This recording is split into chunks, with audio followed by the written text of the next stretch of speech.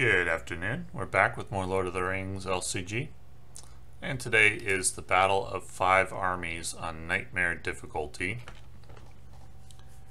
This is not as difficult to quest as the Lonely Mountain, in my opinion. The first few turns getting set up are the most tenuous. With this particular deck, some of the effects of not having progress on some of the quest stages is mitigated. For example, discarding a card at the end of the round doesn't matter because we do that anyway. Discarding resources off of a hero isn't super important because we typically spend all the resources anyway. And bringing back an enemy from the discard pile could be a big deal, depending on the situation.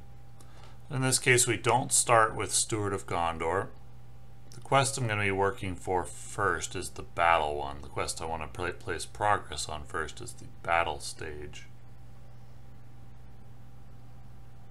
As I've mentioned, discarding a resource or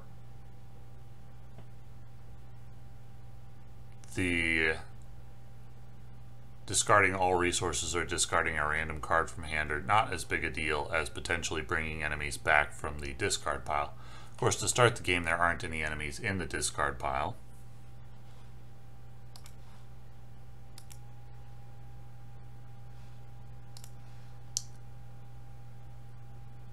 So, that is a feature of this deck that I like a lot. It's with this quest is that it doesn't matter too much about two of the stages, which reduces some of the anxiety of the early stages of the quest. It's got a pretty good start here with a Knight of the Swan that's going to make battle questing a lot easier. One of the things about Outlands is that it's very diverse, so quests that throw battle, siege, and normal questing at you aren't as big a deal with this deck as they are with some other decks. You just need the appropriate Outlands allies on the table. Here I got a Knight of the Swan, and that makes the battle questing much easier. Still, I only make one progress on the quest. And I'm going to want to clear the Northern Slopes. That's a relatively innocuous card to get on to open the game. And having low threat means I don't have to engage that enemy right away. Now, not having Steward here, as always, is hurting. This deck can be a little cumbersome if you don't get Steward early, but Very Good Tail helps a lot with that. And so I probably will grab Very Good Tail here because I wouldn't be able to play. No, I'm thinking about doing the siege questing this round. So that makes sense. Then I won't have to discard resources anymore.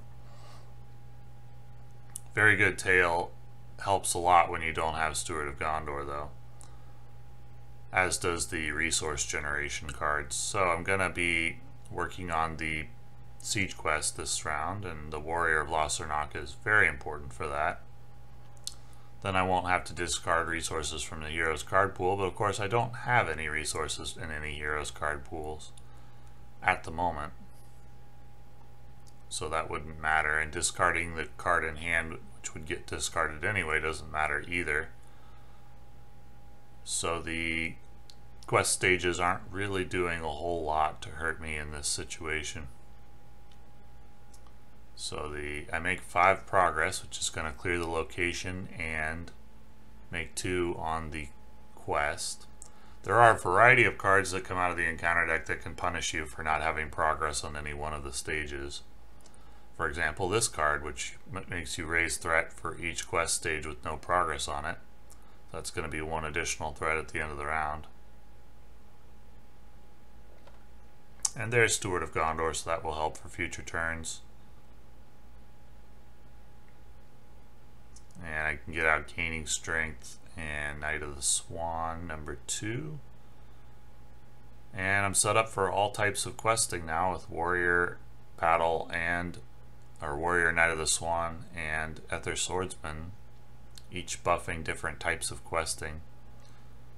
So at this point, I'm looking pretty good. Gonna be questing for the third stage, which doesn't have progress, and I get -1 willpower per character, so that's gonna drop my willpower to 9. So I just make enough to clear the location, but not enough to place any progress on the stage, unfortunately. Still don't have to engage the enemy.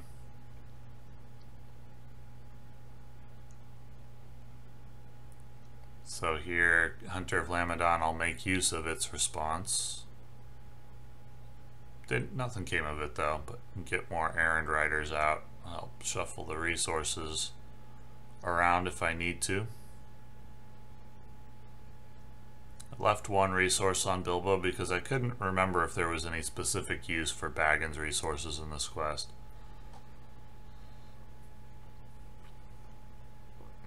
Continuing to work on stage 2B.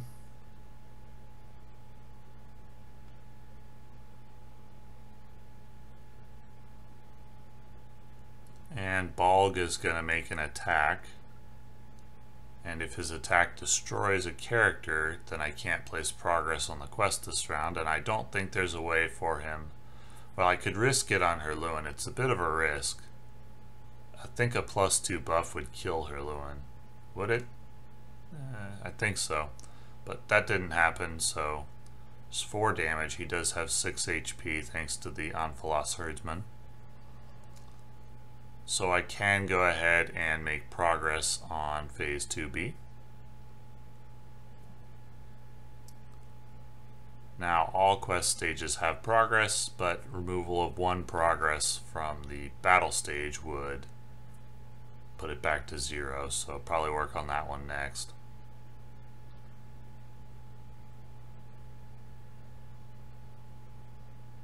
Generate resources, which I don't need, but it will enable me to use the secondary function of Heed the Dream without much worry. So Ether Swordsman, 3rd Knight of the Swan, thinking about working on the battle quest, but I do already have 2 Knights of the Swan, so I'm probably going to go with Ether Swordsman here.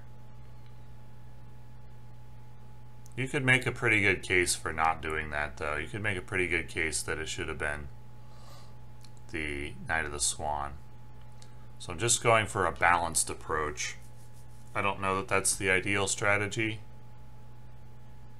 but this is what I decided to do when faced with uncertainty, as I haven't played this quest on Nightmare mode too much. So we're going to work on the battle questing.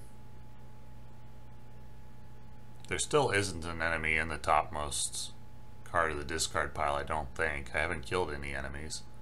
Starting with Blow Thread is a huge asset in this quest. There's only been one enemy that came out of the deck though, the Ravenous Warg, which is a pretty good draw. So that's battle questing for 1, 2, 3, 4, 5, 6, 7, 8, 9, 10, 11, 12,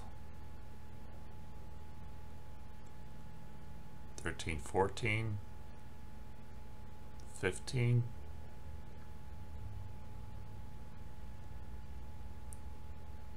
15 to 3. Bolg makes an attack, and if he destroys a character, which it is likely he will do, because I don't really have anyone who can take an attack for 6, I won't be able to place progress on the quest this round. So that delays things by 1 round. I decide I'm going to go ahead and engage the Ravenous Warg here, and I must declare the character with the most damage as the defender. So I was waiting until I had that second Warrior of Lothernok to engage the Ravenous Warg. And that shadow card did nothing because I have progress on all stages of the quest. So I destroy it, clear the board, on to the next round. Strong board setup, I would say at this point. Victory very, very likely.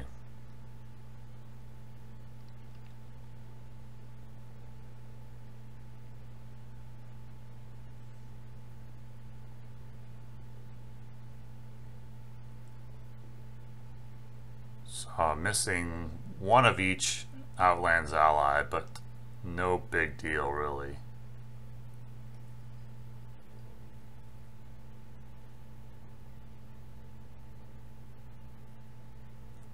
I'm going to work on battle questing once again. For 15 basically, so now an enemy comes, but now I can handle it.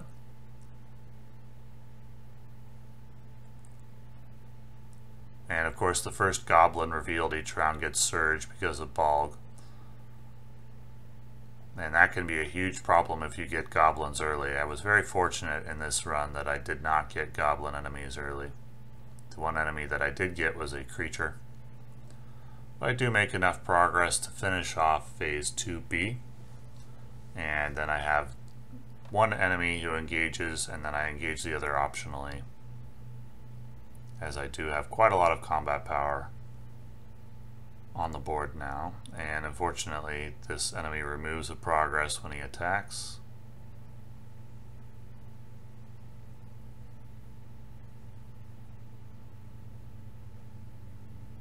And he got a second attack which removed one progress, and now one quest phase is blank.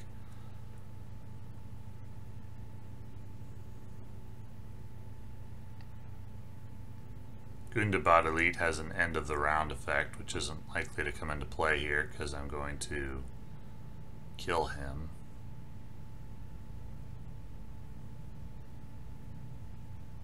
So that's 3, 4, 5, 6, 7, 8, 9.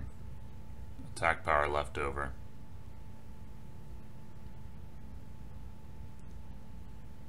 That did say cannot be optionally engaged. And I didn't notice, so what actually should have happened is that that enemy should have stayed in the staging area and made an attack against me at the end of the round. I would have chosen that option as I had plenty of guys available to take the attack, instead of removing 2 progress from the quest, which was the other option. So the enemy would remain in the staging area. Given the setup on the board, this would have been no problem. Would have just been kind of a minor annoyance. The only reason I cleared him was to clear the minor annoyance, but I shouldn't have been able to do that. But it wouldn't have affected the outcome because of the current board state. Now, if that had happened early in the game and I'd made that mistake, it could have dramatically affected the game. But at this point, no problem. Now, at this point, I actually get kind of lucky in that the location Ravenhill has specific effects that are beneficial to the player if you're on 4B. They don't benefit the player, they just don't hurt as much. And I'm actually on 4B right now by coincidence, so that works out. And I get a relatively minor goblin enemy to clear. No plot problem. Should still have Gundabad Elite in the staging area. He would have made an attack as well, which given my board state at this point would be no problem.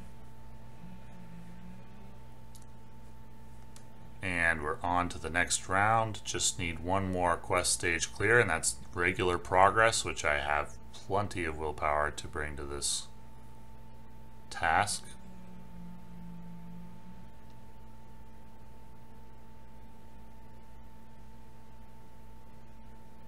So just counting up so I don't quest for too much.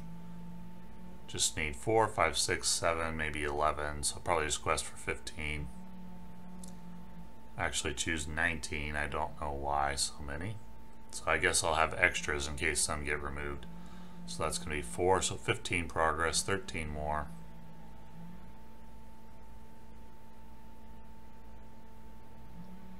Overkill. And I'll go ahead and move to Northern Slopes.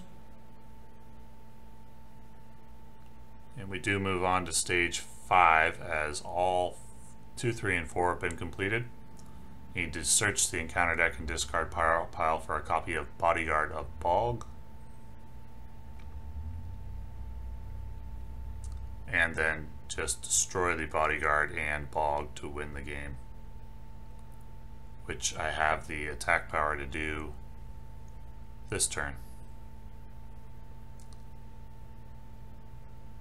The Nightmare effect is interesting. If you remove progress, it penalizes you and you can lose the game that way.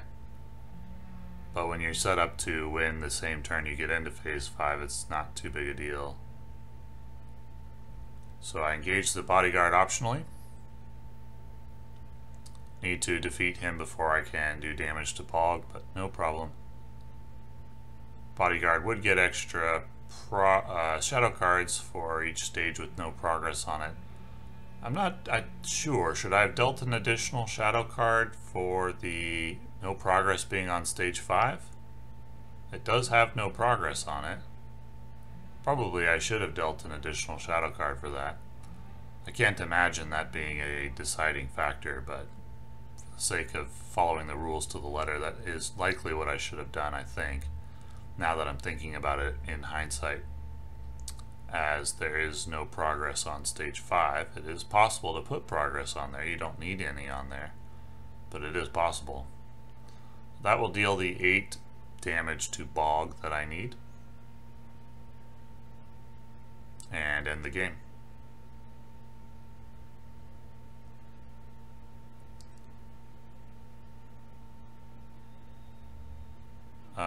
Oh yeah, I needed extra attack power than I planned for due to the active location adding 1 shield to Bodyguard of Bog and Bog, as they are goblins.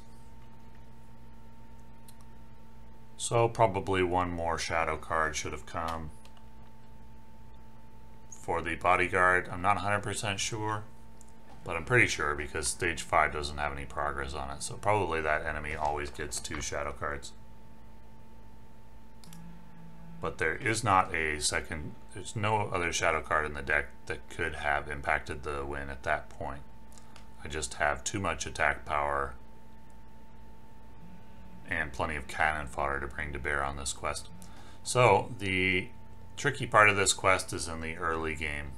In the early game, if you get a goblin enemy like turn 1 and it surges into another goblin enemy, that can be a challenge. That can be a big challenge. You can just flat out lose at that point.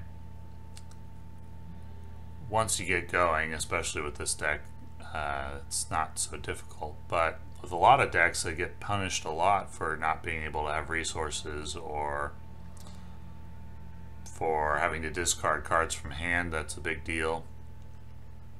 And if you get an enemy off the deck early, then you can have to end up having to kill an enemy because you can't make progress due to all the threat in the staging area, and then you can trigger stage 3B's effect, which is to bring that enemy back from the discard pile. But none of that happened in this case. I got good draws early, got set up quickly, and thank you for watching.